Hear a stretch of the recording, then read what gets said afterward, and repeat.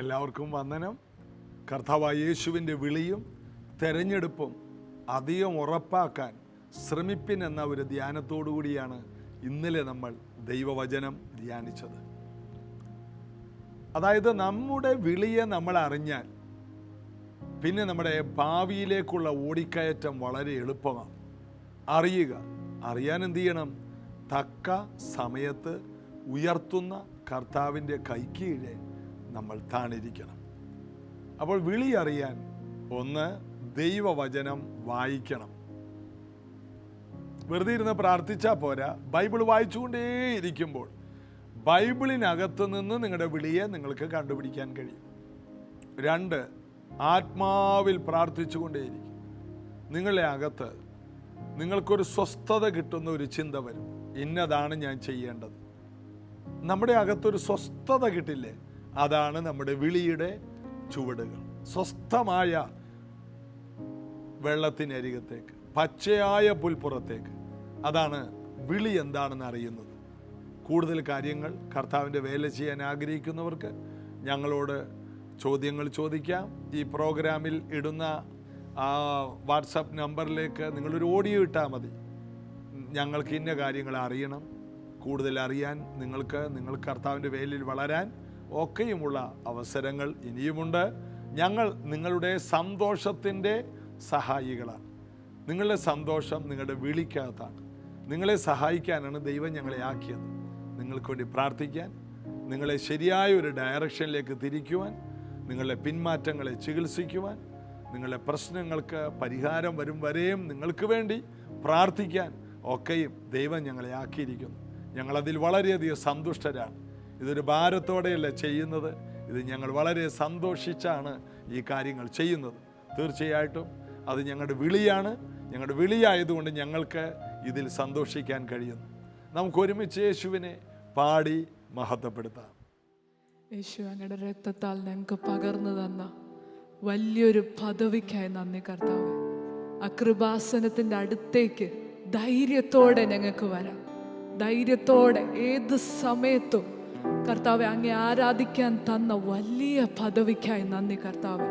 ഒരിക്കൽ മഹാപുരോഹിതൻ വർഷത്തിൽ ഒരിക്കൽ കയറുന്ന അനുഭവം ഞങ്ങൾക്ക് ഏത് നേരത്തും അങ്ങയുടെ സന്നിധിയിലേക്ക് ഓടി വന്ന് അങ്ങേ ആരാധിക്കുവാൻ തന്ന അങ്ങയുടെ രക്തത്തിനായി നന്ദി കർത്താവെ.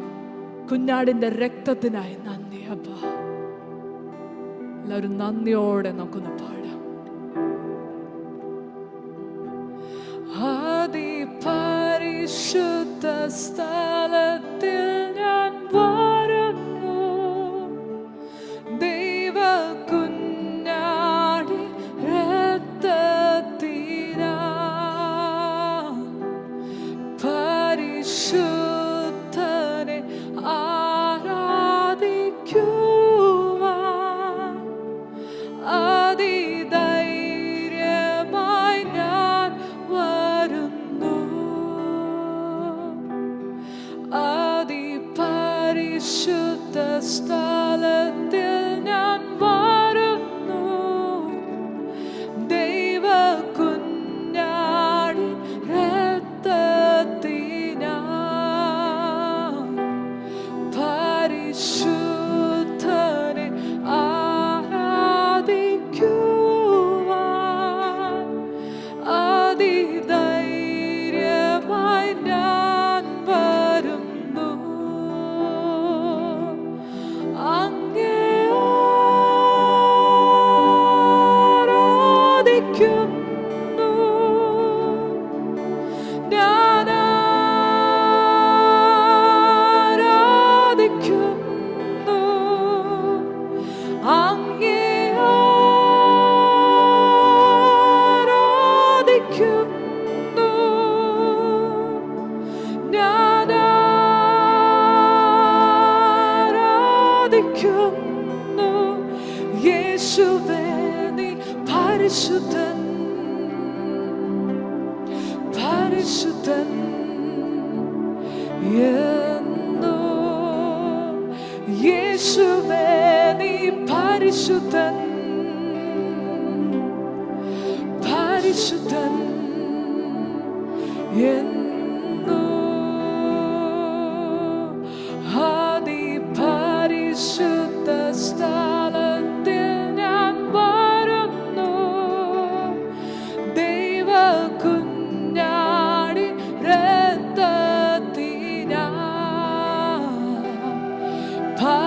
പരിശുദ്ധനെ ആരാധിക്കുവാൻ അതിധൈര്യമായി ഞാൻ വരുന്നു.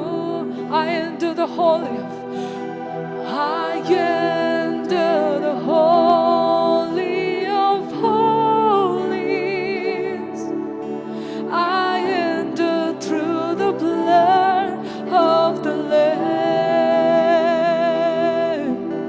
I enter to worship you holy.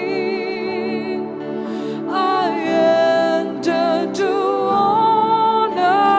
I am. Lord, I worship you. I worship you. Lord, I worship you. I worship you. അങ്ങേ ആരാധിക്കുന്നു. അങ്ങേ ആരാധിക്കുന്നു. ഞാൻ ആരാധിക്കുന്നു. യേശുവേ നീ പരിശുദ്ധൻ, പരിശുദ്ധൻ എന്നും. യേശുവേ നീ പരിശുദ്ധൻ, ഓ പരിശുദ്ധൻ എന്നും. ദൂതരോട് ചേർന്ന് For your name is holy, holy, Lord. For your name is holy, holy, Lord. For your name is holy, holy, Lord. യേശുവേ നീ പരിശുദ്ധൻ, പരിശുദ്ധൻ എന്നും. യേശുവേ നീ പരിശുദ്ധൻ, പരിശുദ്ധൻ എന്നും. ദൈവവചനത്തിൽ നിന്ന് ധ്യാനിക്കേണ്ടത് പ്രാർത്ഥന എന്ന വിഷയമാണ്. അതായത് പ്രാർത്ഥന ദൈവത്തെ ചലിപ്പിക്കും. ദൈവം മാറ്റമില്ലാത്തവനാണ്. ദൈവം അൽഫയാണ്, ഒമേഗയാണ്. അതായത് ആരംഭവും അവസാനവും ഇല്ലാത്തവനാണ്. അടുത്തത് ദൈവത്തിന് ആരംഭത്തിൽ തന്നെ അവസാനമറിയുന്ന ദൈവമാണ്. ദൈവത്തിന് മാറ്റമില്ല. ദൈവത്തെ ചലിപ്പിക്കാൻ ആർക്കും കഴിയില്ല. എന്നാൽ പ്രാർത്ഥന ദൈവത്തെ ചലിപ്പിക്കും. ഒന്നുകൂടി പറഞ്ഞാൽ, പ്രപഞ്ചത്തെ ചലിപ്പിക്കുന്ന ദൈവത്തിൻ്റെ കരത്തെ ചലിപ്പിക്കാൻ പ്രാർത്ഥനയ്ക്ക് കഴിയും. വേദപുസ്തകത്തിൽ അതിനുള്ള തെളിവുകൾ ഉണ്ട്. ദൈവം പറഞ്ഞു, എന്നോട് വിളിച്ചപേക്ഷിപ്പീൻ, മുട്ടുന്ന ഏവനും തുറക്കും. അപ്പോൾ ഒരു സ്നേഹിതൻ്റെ വാതുക്കൽ നിന്ന് മുട്ടുമ്പോൾ പല തടസ്സങ്ങൾ പറഞ്ഞിട്ടും പിന്നീട് ലജ്ജ കൂടാതെ മുട്ടിയത് കൊണ്ട് എഴുന്നേറ്റ് കൊടുത്തു എന്ന് നമ്മൾ വായിക്കുന്നു. അതാണ് പ്രാർത്ഥന. തന്നോട് യാചിക്കുന്നവർക്ക് ദൈവം, ദോഷികളായ നിങ്ങൾ മക്കൾക്ക് നല്ലത് കൊടുക്കുന്നെങ്കിൽ തന്നോട് ചോദിക്കുന്നവർക്ക് പരിശുദ്ധാത്മാവിനെ, അനുഗ്രഹത്തെ എത്രയധികം കൊടുക്കും. അപ്പോൾ തന്നോട് ചോദിക്കുന്നവർക്ക്. അപ്പോൾ അവിടെ പറയുന്നത് മുട്ടുന്ന ഏവനും തുറക്കും. മുട്ടുന്ന നല്ലവനായ ഏവനും തുറക്കുമെന്നല്ല, മുട്ടുന്ന വർഷങ്ങൾ വിശ്വാസത്തിലുള്ള ഏവനും തുറക്കുമെന്നല്ല, മുട്ടുന്ന ഒരു സമൂഹത്തിൽ ഏറ്റവും മാന്യമായിട്ട് ദൈവത്തിന് വേണ്ടി ജീവിക്കുന്ന ഏവനും തുറക്കുമെന്നല്ല, മുട്ടുന്ന ഏവനും തുറക്കും. ഈ ഒരു ബോധ്യത്തിലേക്ക് ഒരു ദൈവവൈതൽ വരണം. നമ്മുടെ ജീവിതത്തിൽ ഏറ്റവും വലിയ പ്രതിസന്ധി എന്ന് പറയുന്നത് ജീവിതത്തിലൊരു അനിഷ്ട സംഭവം വരുമ്പോൾ പ്രാർത്ഥിക്കാൻ പറ്റുന്നില്ല. കാരണം എന്താണ്? എല്ലാവർക്കും ദൈവം മറുപടി കൊടുക്കില്ല. അതിന് പ്രത്യേകിച്ച് ഒന്നുകിൽ പാസ്റ്റർ ആയിരിക്കണം, അല്ലെങ്കിൽ ഒരു പ്രോഫറ്റ് ആയിരിക്കണം, അല്ലെങ്കിൽ സഭയിൽ ഏറ്റവും മാതൃകയോടെ ജീവിക്കുന്ന ഒരു കുടുംബമായിരിക്കണം. അല്ലാത്തവർക്ക് എങ്ങനെയാണ്? അതൊന്നും കർത്താവ് പഠിപ്പിച്ചില്ല. യേശു പ്രാർത്ഥന പഠിപ്പിച്ചപ്പോൾ നിങ്ങളിൽ ആർക്കെങ്കിലും ഒരു സ്നേഹിതനുണ്ടെങ്കിൽ അർദ്ധരാത്രി അവൻ നിന്റെ അടുക്കൽ വന്നാൽ അവന് വിളമ്പിക്കൊടുക്കാൻ നിന്റെ പക്കൽ ഇല്ലെങ്കിൽ നേരെ നീ സ്നേഹിതന്റെ അടുക്കൽ പോകണം, കതകിന് തട്ടണം. ലജ്ജ കൂടാതെ മുട്ടുമ്പോൾ അവൻ എഴുന്നേറ്റ് തരും. സ്നേഹിതനായതുകൊണ്ടുമല്ല തരുന്നത്. അറിയണം, ദൈവമായിട്ട് നല്ല ഒരടുത്ത ബന്ധം എനിക്കുണ്ട് എന്ന് പറഞ്ഞുകൊണ്ടല്ല യേശുവോട് അവസാനിപ്പിക്കുന്നത്. സ്നേഹിതനായതുകൊണ്ട് തരില്ലെന്ന്. എടാ, നാളെ വന്നാൽ മതി, നമ്മിൽ കൂട്ടുകാരല്ലേ, ഞാൻ ഉറങ്ങട്ടെ. സ്നേഹിതനായതുകൊണ്ടല്ല, ലജ്ജ കൂടാതെ മുട്ടി. ബൈബിളിൽ ഒത്തിരി തെളിവുകൾ നമുക്ക് അതിനൊക്കെ കാണാൻ കഴിയും. ദൈവ കുടുംബത്തിൽ ഇല്ലാത്ത എത്രയോ പേര്. സ്വറഫോനിക്ക വംശജയായ സ്ത്രീ, അവൾ നിരന്തരം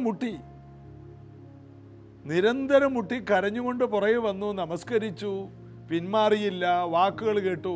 ഇസ്രായേൽ ഗൃഹത്തിൽ കാണാതെ പോയ ആടുകൾക്ക് അടുക്കലേക്കല്ലാതെ എന്നെ അയച്ചിട്ടില്ല. അവൾ പിന്മാറിയില്ല. ഒടുവിൽ യേശു പറഞ്ഞു, നായ്ക്കുട്ടികൾക്ക് അപ്പം കൊടുക്കില്ല. ഉടനെ അവൾ പറഞ്ഞു, വേണ്ട, അപ്പം വേണ്ട, നായ്ക്കുട്ടികൾക്ക് കൊടുക്കണ്ട, മക്കൾക്ക് കൊടുക്കൂലേ? അതിൻ്റെ കീഴിൽ വീഴുന്ന നുറുക്ക് പെറുക്കാനായിട്ട് മക്കൾ വരില്ലല്ലോ, ഞങ്ങൾ നക്കി തിന്നോളാം. അവിടെ ദൈവം ചലിച്ചുപോയി. അതൊരു പ്രാർത്ഥനയാണ്, പ്രാർത്ഥനയുടെ ഒരു പടിയാണ്. അതായത് നമ്മുടെ കഴിവുകൾ കൊണ്ടല്ല നമ്മൾ അനുഗ്രഹിക്കപ്പെടുന്നത്, നമ്മുടെ വിശുദ്ധ ജീവിതം കൊണ്ടുമല്ല. നമ്മുടെ പ്രാർത്ഥന വൈഭവം, നീണ്ട മണിക്കൂറുകൾ. ആ സഹോദരിയൊക്കെ 5 മണിക്കൂർ ഒറ്റ ഇരിപ്പാണ്. എൻ്റെ ദൈവം, എനിക്ക് 5 മിനിറ്റ് പോലും പ്രാർത്ഥിക്കാൻ അറിയില്ല, എനിക്കൊരു 3 മിനിറ്റ് പോലും നല്ല രീതിയിൽ പ്രാർത്ഥിക്കാൻ അറിയില്ല. ചിലരെന്നോട് പറയും, നമ്മുടെ ചർച്ചിൽ ഇന്നയാൾ എന്തൊരു പ്രാർത്ഥനയാണ്. ഒന്ന് സഭയുടെ അനുഗ്രഹത്തിന് വേണ്ടി പ്രാർത്ഥിക്കാൻ പറഞ്ഞാൽ 2 or 3 പേരെ ചർച്ചയിൽ പ്രാർത്ഥിക്കുകയുള്ളൂ. ബാക്കി ആർക്കും പൊതുവായിട്ട് പ്രാർത്ഥിക്കാൻ അറിയില്ല. അതിൻ്റെ അർത്ഥം പൊതുവായിട്ട് പ്രാർത്ഥിക്കാൻ അറിയുന്നവർക്കാണോ ദൈവം മറുപടി തരുന്നത്? അല്ല. നമ്മുടെ വ്യക്തിപരമായ ജീവിതത്തിൽ ആവശ്യങ്ങൾ വരുമ്പോൾ നമ്മൾ ഇങ്ങനെയുള്ള തെറ്റായ ധാരണകൾ നമ്മുടെ ഹൃദയത്തിൽ വെച്ചിട്ടുണ്ട്. നമ്മുടെ ചർച്ചിൽ സ്ഥിരമായിട്ട് പ്രാർത്ഥിക്കുന്ന ആ 3 പേരിൽ ആരോടെങ്കിലും പറയാം, അല്ലെങ്കിൽ പാസ്റ്ററിൻ്റെ ഭാര്യയോട് പറയാം, അല്ലെങ്കിൽ പാസ്റ്ററോട് പറയാം. അല്ല, ഭയങ്കര ഒരു പ്രാർത്ഥനക്കാരൻ ഇന്ന സ്ഥലത്തുണ്ടല്ലോ, അദ്ദേഹത്തെ ഒരു പ്രോഫറ്റാണല്ലോ, അവരൊക്കെ പ്രാർത്ഥിച്ച ദൈവം കേൾക്കുമല്ലോ. ഇങ്ങനെയുള്ള കുറേ തെറ്റിദ്ധാരണകൾ കൊണ്ട് നമ്മൾ പ്രാർത്ഥന പങ്കിട്ട് കൊടുക്കുകയാണ്. ഒന്ന് പ്രാർത്ഥിച്ചേക്കണേ, ഒന്ന് പ്രാർത്ഥിക്കാമോ? ഇല്ല. നിന്നെ ദൈവം വിളിച്ചത് നീ തന്നെ നേരിട്ട് നിന്റെ വിഷയങ്ങൾ ദൈവത്തോട് പറയാനാണ്. നിന്റെ വീട്ടിൽ വന്ന വിഷയത്തിൽ നീ തന്നെ ചെന്ന് ഈ സ്നേഹിതൻ്റെ വീട്ടിൽ മുട്ടണം. അത് അർദ്ധരാത്രിയിലും മുട്ടണം. അത് ബന്ധമാണ്, അറിയണം. ആ സ്നേഹിതൻ ആരെന്നറിയണം. ഏത് അർദ്ധരാത്രിക്കും ചെന്ന് മുട്ടുവാൻ പറ്റിയ ഒരാളാണ് മുട്ടുവിൻ എന്നേ പറഞ്ഞിട്ടുള്ളൂ. പകല് മുട്ടണമെന്ന് പറഞ്ഞിട്ടില്ല. രാവിലെ 10 മണി മുതൽ വൈകിട്ട് 5 മണി വരെയാണ് മുട്ടുന്ന സമയം എന്ന് എഴുതിയും വെച്ചിട്ടില്ല. പിന്നെ എന്താണ്? രാപ്പകൽ നിലവിളിക്കുന്നവരുടെ കാര്യത്തിൽ എന്നാണ് 18-ാം അധ്യായം ലൂക്കോസിന്റെ സുവിശേഷത്തിൽ പറയുന്നു. ദൈവമോ തന്നോട് രാപ്പകൽ നിലവിളിക്കുന്നവരുടെ കാര്യത്തിൽ വേഗത്തിൽ പ്രതിക്രിയ നടത്തി രക്ഷിക്കുകയില്ലയോ? വേഗത്തിൽ അത് ചെയ്യും. 18:7-8 വായിക്കുമ്പോൾ കാണാം. അതായത് അനീതിയുള്ള ന്യായാധിപന്റെ പക്കൽ നിന്ന് ഒരു വിധവ ന്യായപാലനം സ്വന്തമാക്കി. ന്യായം പാലിച്ചാർക്കും കൊടുക്കാത്ത ഒരുവൻ ആ വിധവയ്ക്ക് ന്യായം പാലിച്ചു കൊടുത്തു. എന്താണ്? നിരന്തരം ആ വിധവ അവനെ ശല്യപ്പെടുത്തി. അപ്പം നിരന്തരമായ ഒരു ശല്യപ്പെടുത്തൽ. ഞാനൊരു പാവമാണ്, ഞാനൊരു വിധവയാണ്, എന്നെപ്പോലുള്ളവർക്ക് ചോദിക്കാൻ ചെല്ലാൻ കഴിയുമോ? അദ്ദേഹത്തിൻ്റെ അടുക്കൽ ചെല്ലണമെങ്കിൽ ഒരു മധ്യസ്ഥൻ വേറെ ആരെങ്കിലും വേണ്ടേ? സമൂഹത്തിൽ ആ പഞ്ചായത്ത് മെമ്പറെ വിളിച്ചുകൊണ്ട് പോകാം, എന്നാലേ ആ കളക്ടറിനോട് ഒരു കാര്യം പറയാൻ പറ്റൂ. ഇല്ല. ഈ ദൈവത്തിൻ്റെ മുൻപിൽ നേരിട്ട് കൃപാസനത്തിലേക്ക് അടുത്തു വരാം. എല്ലാവർക്കും കുറവുകളോടുകൂടി തന്നെ അവൻ നമ്മെ അംഗീകരിക്കും. കർത്താവ് നമ്മൾ വന്ന് വാതിക്കൽ മുട്ടുമ്പോൾ, ഓ കുറവുള്ള ആളാണോ? അല്ല, എൻ്റെ കുറവുകളെല്ലാം ഞാൻ പരിഹരിച്ചാണ് വന്നത് എന്ന് പറഞ്ഞിട്ടല്ല തുറക്കുന്നത്. ഒരിക്കൽ ദാവീദ് ദേവാലയത്തിൽ ചെന്നപ്പോൾ പുരോഹിതൻ ചോദിച്ചു, ദേവാലയത്തിലെ അപ്പമല്ലാതെ വേറൊരു അപ്പം തരാനില്ല. ദാവീദ് പറഞ്ഞു, എനിക്ക് എൻ്റെ കൂടെ ഉള്ളവർക്ക് ഇത്തിരി വിശപ്പുണ്ട്, ഒരു 5 അപ്പം നിങ്ങൾക്ക് തരാൻ പറ്റുമോ? അപ്പോൾ ഇവിടെ മാറ്റി വെച്ചിരിക്കുന്ന ദേവാലയത്തിലെ പുരോഹിതന്മാർ മാത്രം കഴിക്കുന്ന അപ്പമുണ്ട്, നിങ്ങളെല്ലാം വിശുദ്ധരാകുന്നുവോ? അപ്പോൾ ദാവീദ് പറഞ്ഞു, ഞങ്ങൾ എല്ലാവരും വിശുദ്ധരാകുന്നു, ഞങ്ങൾ വീട്ടിൽ നിന്ന് ഇറങ്ങിയിട്ട് 3 ദിവസമായി, അതുകൊണ്ട് കൂടുതൽ വിശുദ്ധരാകുന്നു. അങ്ങനെയുള്ളവർക്ക് ദേവാലയത്തിൽ നിന്ന് എന്തെങ്കിലുമൊക്കെ അപ്പം പോലും കഴിക്കാൻ കഴിയൂ. അത് പഴയ നിയമം. പുതിയ നിയമത്തിൽ ദൈവത്തോടടുത്ത് ചെല്ലുവിനെന്നാണ് പറഞ്ഞത്. തകർന്ന ഹൃദയത്തോടെ, നിങ്ങളുടെ ഹൃദയങ്ങളെ തന്നെ കീറിക്കൊണ്ട്, വസ്ത്രങ്ങളെല്ലാം കീറി കരഞ്ഞ് കർത്താവേന്ന് വിളിക്കണം. അതാണ് ആ ബർത്തിമായി ചെയ്തത്. ബർത്തിമായിക്ക് ദൈവത്തിൻ്റെ അടുക്കലേക്ക്, ദൈവപുത്രനായ യേശുവിൻ്റെ അടുക്കലേക്ക് ചെല്ലുവാൻ എന്ത് കഴിവുണ്ടായിരുന്നു, എന്ത് പ്രാപ്തി ഉണ്ടായിരുന്നു. ശതാധിപനാണെങ്കിൽ അവന് കുറേ യഹൂദ നേതാക്കന്മാരെ അറിയാം. യേശുവിനെ വിളിച്ചുകൊണ്ടുവരാൻ പറ്റിയ ആൾക്കാരുണ്ട്. ബർത്തിമായിക്ക് ആരുണ്ട്? ശതാധിപൻ വിളിച്ചാൽ സമൂഹത്തിൽ ആരും പോയി യേശുവിനെ വിളിച്ച് അദ്ദേഹത്തിൻ്റെ വീട്ടിൽ കൊണ്ടുപോകും. വലിയ കൊട്ടാരം പോലത്തെ വീട്, സമൂഹത്തിൽ ഉന്നത മനുഷ്യൻ, ശതാധിപൻ. കൊർന്നെല്യോസിനെ പോലെ മഹാനായൊരു മനുഷ്യൻ, യഹൂദന്മാർക്ക് പല പള്ളിയും വെച്ചുകൊടുത്ത മനുഷ്യൻ. അതുകൊണ്ട് സമൂഹത്തിൽ ആരും അവന് വേണ്ടി ഇടിവിൽ നിൽക്കും. ഈ ശതാധിപന് വേണ്ടി ഇടിവിൽ നിൽക്കാൻ പലരുണ്ടായിരുന്നു. കർത്താവേ, അവൻ നമുക്ക് 2-3 പള്ളിയൊക്കെ പണിത് തന്നയാളാണ്, അവൻ നല്ലൊരു മനുഷ്യൻ. യേശു പറഞ്ഞ്, ഞാൻ വരാം. ബർത്തിമായിക്ക് വേണ്ടി ആര് നിൽക്കും? സമൂഹത്തിൽ ഉന്നതന്മാർ വരുമോ? വഴിയറമ്പത്തിരിക്കുന്ന, കീറ പുതപ്പുമായിട്ടിരിക്കുന്ന, ആര് സ്നേഹിക്കാനില്ലാതെ ഇരിക്കുന്ന, യെരിഹോ കോട്ടയുടെ അരികിലിരിക്കുന്ന, ശാപത്തിലിരിക്കുന്ന. അതായത് യെരിഹോ എന്ന് പറയുമ്പോൾ, യെരിഹോവിൻ്റെ അരികിൽ ഭിക്ഷക്കിരിക്കുക എന്ന് പറഞ്ഞാൽ, ദൈവം ഒരിക്കൽ യെരിഹോ കോട്ടയെ യോശുവയിലൂടെ ശപിക്കാൻ അനുവദിച്ചു. ഇതാരെങ്കിലും പണിതാൽ ശപിക്കപ്പെട്ടവൻ. ഏലിയാവിൻ്റെ കാലത്ത് ആരും അത് പണിയാൻ പോയി. പണിത വ്യക്തിയുടെ മൂത്ത മകനും ഇളയ മകനും കട്ടിള വെച്ചപ്പോഴും വാതിൽ വെച്ചപ്പോഴും മരിച്ചുപോയി. അതോടെ ആ ദേശം തന്നെ ശാപത്തിൽ കിടക്കുകയാണ്. അവിടെ ജനിക്കുന്നവരെല്ലാം ശാപത്തിൻ്റെ കീഴിൽ ജനിക്കുകയാണ്.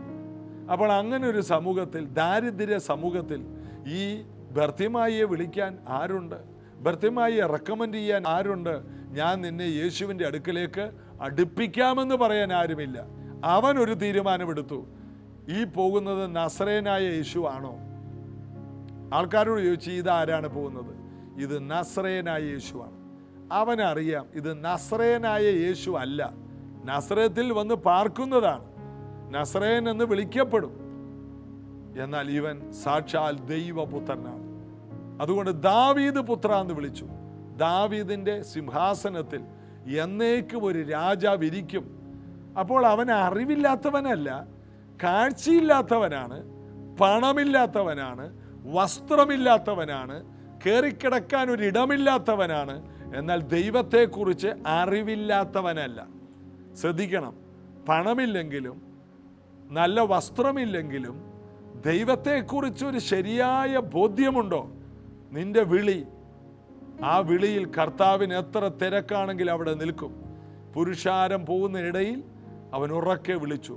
പുരുഷാരത്തിൻ്റെ ശബ്ദം തന്നെ ഭയങ്കരമാണ്.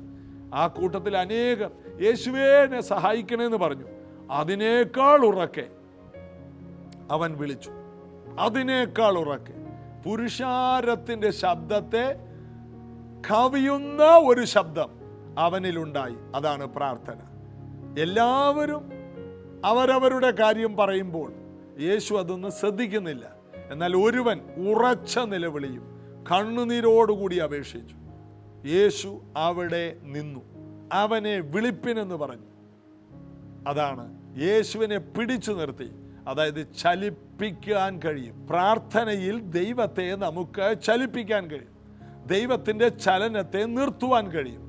പ്രാർത്ഥനയ്ക്ക് മാത്രമേ കഴിയൂ. ഇന്ന് ഇത് ശ്രദ്ധിക്കുന്ന പലരുടെ അകത്ത് തെറ്റായ ചില ചിന്തകളുണ്ട്.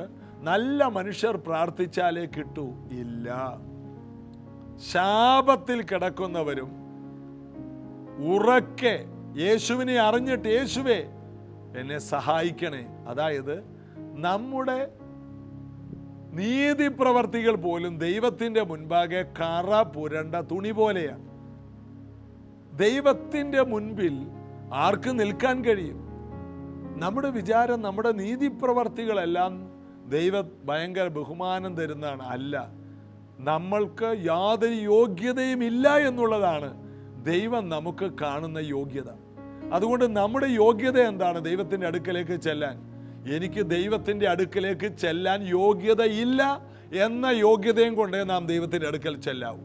ഇത് കേൾക്കുന്ന എത്രയോ പേർക്ക് ധൈര്യമുണ്ടാകുന്നു, എനിക്ക് ദൈവത്തെ വിളിക്കാൻ യോഗ്യതയില്ല, അതുകൊണ്ട് ഞാൻ ദൈവത്തെ വിളിക്കും. എൻ്റെ ദൈവം അത്ര വലിയവനാണ്.